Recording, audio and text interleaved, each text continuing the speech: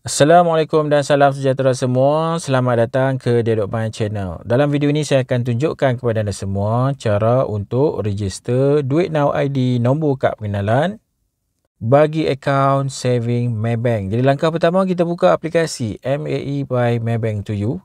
Kemudian anda tengok di atas kiri skrin, tekan pada ikon gear. Dia akan buka paparan setting seperti ini. Seterusnya kita tekan pada Pay and Transfer. Masukkan password Maybank to You anda. Okey, make sure password betul. Kemudian kita tekan button Continue. Alright, bila dah selesai, dah berjaya masuk ke paparan Pay and Transfer, kita akan nampak 3 menu, Pay, Transfer and Auto Debit for Zakat.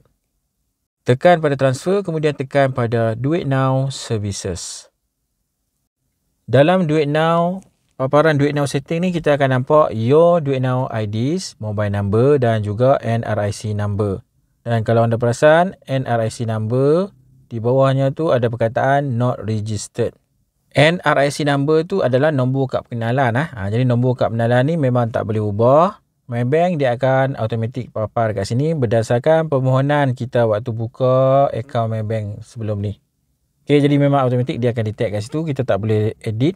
Kita hanya boleh setkan akaun mana yang kita nak link dengan nombor telefon ni. Okay, jadi untuk Duit Now ID, salah satunya nombor kad pengenalan, kita boleh linkkan dengan akaun Maybank yang kita ada. Alright, dalam video saya ni, waktu saya buat video ni, saya ada 3 akaun Maybank. So, saya akan link kepada saving account. Nak link, kita tekan je pada select account. Kemudian, dia akan paparkan semua akaun yang kita ada dengan Maybank. Contoh, saya ada 3 akaun iaitu MAE Wallet, Saving Account I dan juga Premier One Account. Premier One Account tu account investment. Saya nak link untuk Saving Account I, jadi saya pilih Savings Account I.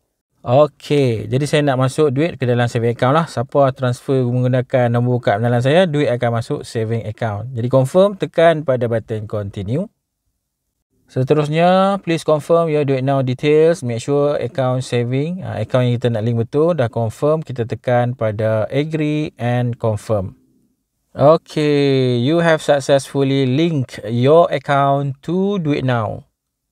Jadi kita akan dapat notification daripada MAE seperti ini. Anda boleh tengok di atas. Maybank to You, Duit Now ID registration, Duit Now proxy, NRIC has just been registered. Okay, kat sini dia beritahu your account, saving account dan di bawah tu adalah Duit Now ID, NRIC number.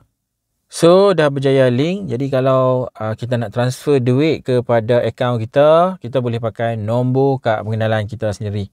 Biasanya saya link macam ni lah. Saya nak transfer daripada Touch 'n Go e-wallet masuk ke Maybank.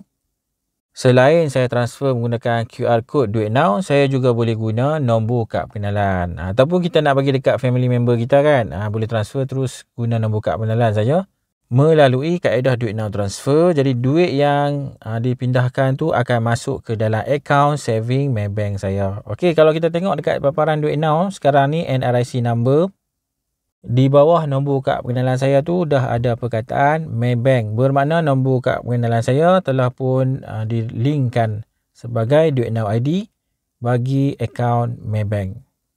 So, sekian saja untuk video kali ini. Terima kasih semua kerana menonton. Jangan lupa subscribe channel Dedok My. Semoga kita berjumpa lagi. Assalamualaikum. Bye-bye.